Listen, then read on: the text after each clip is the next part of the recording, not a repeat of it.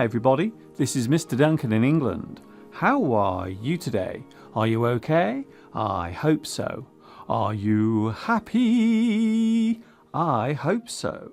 Today we are going to look at words and phrases connected with a bodily action that literally keeps us alive. In fact, you are doing it right now as I'm talking. In this lesson, we are all going to take in some information about breathing.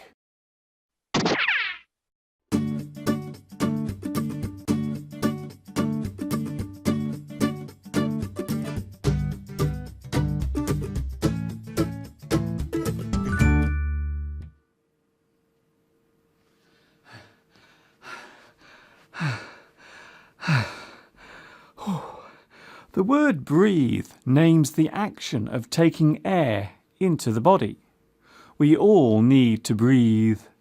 The action of breathing keeps us alive. Most animals breathe. They take in air which contains oxygen. It is this that the body needs in order to survive. Oxygen is a non-metallic element. You could describe an element as a building block. A chemical element is made of a single atom. Your body is made up of different types of atoms, and oxygen is one of them. In fact, 2/3 of your body mass is made up of oxygen. In our atmosphere, oxygen exists as a gas. This gas consists of oxygen atoms that have coupled or joined together. The gas is colourless and odourless. Oxygen is in the air we breathe. When pressurised, oxygen can also exist as a liquid. In total, oxygen in the air we breathe makes up around 21% of the Earth's atmosphere.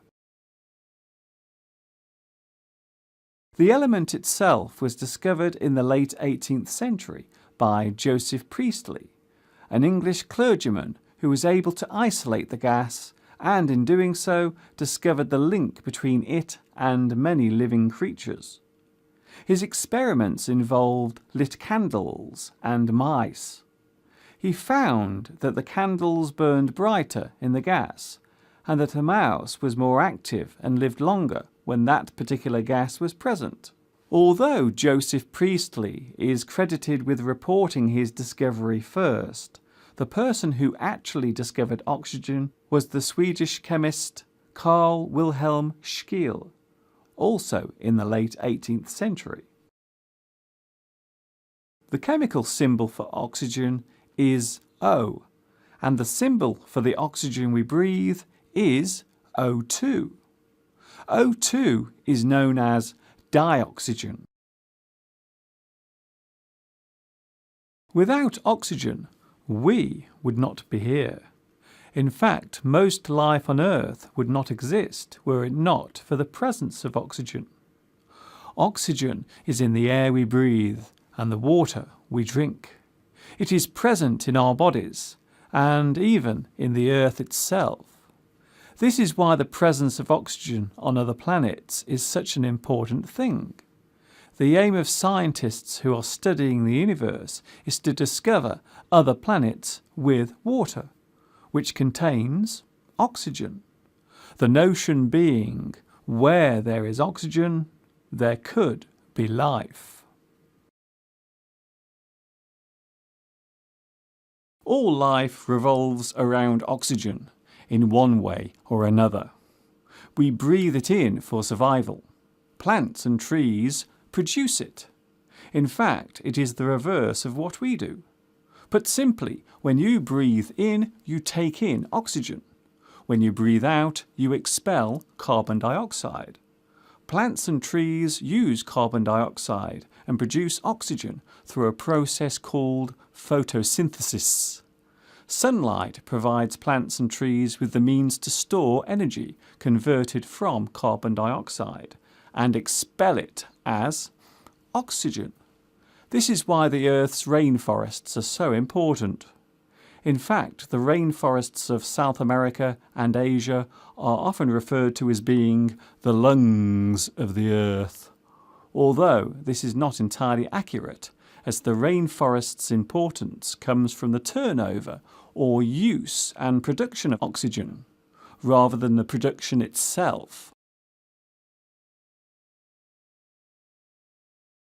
Concentrated oxygen promotes fast combustion. This means that it helps something to burn. It creates fire easily. It can be unstable in certain situations, such as when it is stored near other types of fuel. A fire uses oxygen to burn. The surrounding air feeds a fire, as does the thing that is burning. In both cases, it is the oxygen that fuels the fire. Liquid oxygen is used in rocket fuel as an oxidizer. Liquid oxygen is another form of the element. In its purest form, liquid oxygen has a cryogenic nature. This means that it is incredibly cold. It will freeze anything it comes into contact with.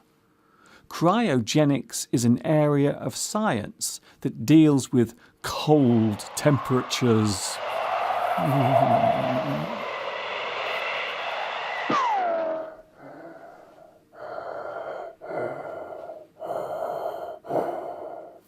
If you ever see a person in hospital with a breathing mask on, then they are taking in oxygen.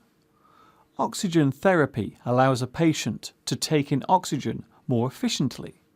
If a person has weak lungs or some other medical condition, then oxygen therapy can help them feel better, although in some cases it will not cure the problem. The action of breathing involves taking in air through the nose or mouth. The air goes down a pipe called the trachea or windpipe. This then divides into two smaller pipes called bronchial tubes. These tubes continue into the lungs, where they divide into much smaller tubes called bronchioles. You have two lungs in your body. However, each lung is made up of sections called lobes. The purpose of the lungs is to filter oxygen into the blood. This is not to be confused with air. It is only the oxygen itself that enters the bloodstream. Air must never get into the bloodstream, as this would prove fatal. The internal structure of each lung looks like a tree. Millions of tiny interlocked sacs called alveoli act as gas exchangers. This is where the breathed-in oxygen enters the blood, and the carbon dioxide is taken away and expelled as you breathe out. The lungs supply oxygen to the right side of the heart, which in turn pumps the blood around the body. The waste is pumped from the left side of the heart and is transferred into the lungs, where it becomes carbon dioxide. Needless to say, your lungs are very important organs. It is possible to live with only one lung, but absolutely impossible to live without both. This is why it is so important to look after them, as once they have been damaged, there is nothing you can do to fix them. Because of their nature, the lungs are very vulnerable and susceptible to damage and disease. The most common diseases affecting the lungs are asthma, bronchitis, and pneumonia. Asthma is an illness that causes the airways of the lungs to swell. This particular condition can be caused by many things. Anxiety and stress can cause an asthma attack in those who are affected. It is thought that asthma can be genetic. It can be passed on through the genes.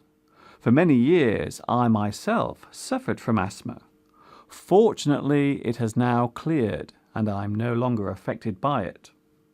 Bronchitis is the swelling or inflammation of the tubes leading into the lungs. Cigarette smoking or breathing in toxic fumes or pollution can cause bronchitis. Pneumonia is the inflammation of the alveoli sacs. This is normally caused by an infection. Despite the development of antibiotics, pneumonia remains one of the largest causes of death among the very young and very old in developing countries. Most lung diseases have similar symptoms. Coughing, wheezing, loss of breath, shortness of breath, and the production of mucus are all signs of a lung disorder. Another problem that can occur is a collapsed lung. This is when air enters the area that seals the lungs in. The air causes the lungs to shrink or collapse. This is called a pneumothorax. During my teenage years, I suffered 2 collapsed lungs at different times, both of which put me in hospital. I don't seem to have much luck with my lungs. Fortunately for me, I have never smoked and I take regular exercise, so now my lungs are strong and healthy again.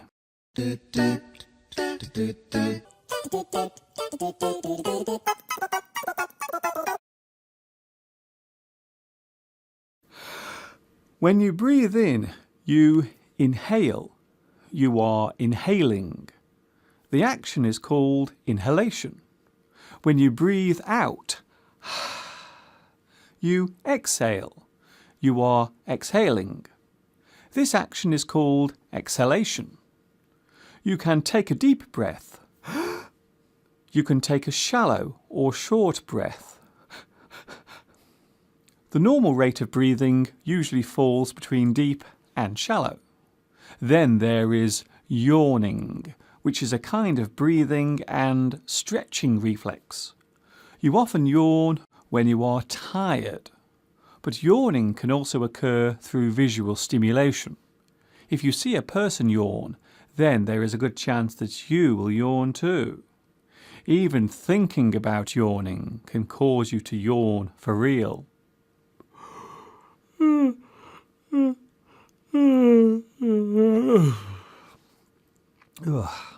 Did you yawn too?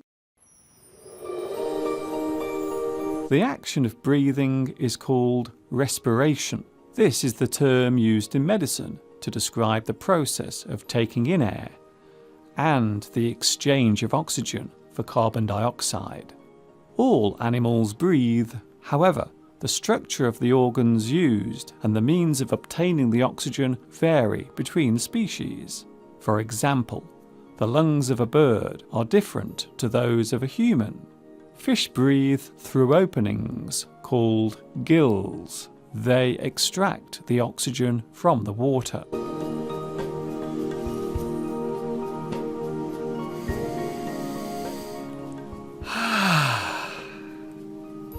There is nothing like taking in a breath of fresh air. The exhilarating feeling you get from taking a deep breath of outdoor air can be really therapeutic. The word therapeutic means that something is beneficial. It can be good for you. It can even help you recover from an illness. If you take in deep breaths, then you stimulate the body. It is believed that deep breathing is good for clearing out the impurities in your body. There are many ways in which deep breathing can help you. If you ever feel stressed or anxious, then taking deep breaths can really help.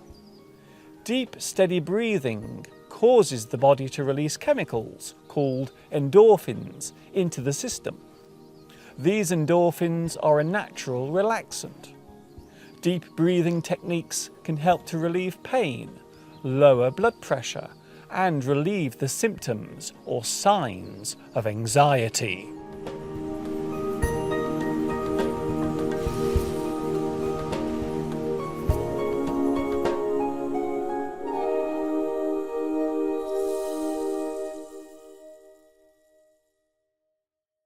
It is possible to stop breathing for a short time.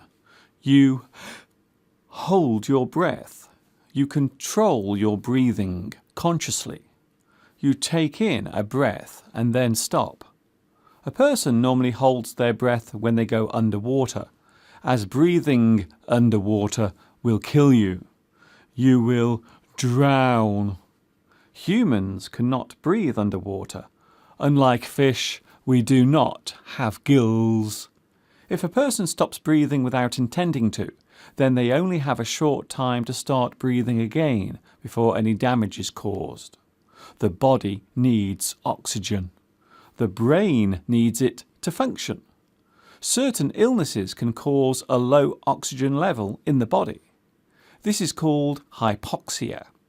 Of course, too much oxygen and not enough carbon dioxide can also be bad for you. If you take in deep breaths for a long period of time, you will start to feel dizzy and light-headed. You are taking in too much oxygen and not enough carbon dioxide is being produced. You are hyperventilating. This is called hyperventilation. After taking exercise, you might find that you cannot catch your breath. You are out of breath. Your body cannot get enough air into the lungs. You are breathless. You cannot catch your breath. Becoming breathless after strenuous exercise is normal. But if you feel breathless after standing up or walking up the stairs, then this is a sign of poor health. A person who gets out of breath easily might be unfit or unwell. There are some phrases and idioms in English that relate to breathing. To hold your breath can be used as an idiom for anticipation. You are waiting for something to happen. You are anticipating something. This can be used negatively or positively. We can also say, don't hold your breath. This expresses doubt about something. You tell a person not to expect anything. He said he will marry you. Well, don't hold your breath. You can be left breathless by something amazing. A big surprise can leave you breathless.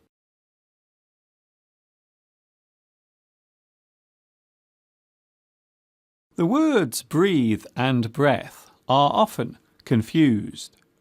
The word breathe is the action of breathing, and breath is what is produced by breathing. When you breathe, you produce breath. You breathe in and out. Breath goes in and out of you. If you breathe in suddenly, then we can describe this as a gasp. You gasp with surprise or shock. If you are drowning in water, you will gasp for air. If you are out of breath, then you will be gasping. To let out breath slowly is to sigh. You sigh because you feel sad or disappointed. A sigh can also be used to show relief or satisfaction.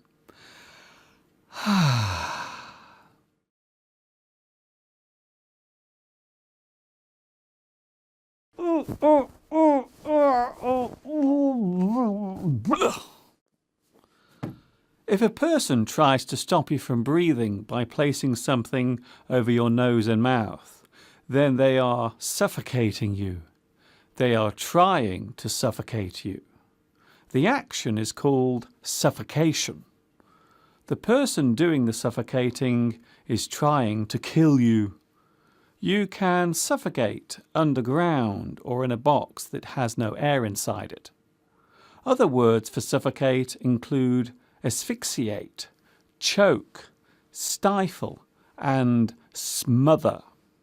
Suffocate can also be used as an idiom to describe the feeling of being trapped in a relationship with someone who is too demanding and possessive. Oh, this relationship is suffocating. You are suffocating me. I really love to breathe, and do you know why? Because if I didn't, I would surely die. Breathing in and out all day through helps to keep me conscious and aware of you. The air in my lungs feeds my brain, which might sound strange, but it happens through a process of gas exchange. So the next time you breathe in, which will happen soon, I'm sure, that air you've taken in will stop you falling to the floor. Well, this has been a very busy lesson, don't you think? I'm almost out of breath. I need to catch my breath. I need to take a rest and get my breath back. I hope you have enjoyed today's lesson, and I look forward to seeing you all again really soon. This is Mr. Duncan in England, taking a deep breath and saying, thank you for watching me, teaching you, and of course, ta-ta for now. This pillow will come in very useful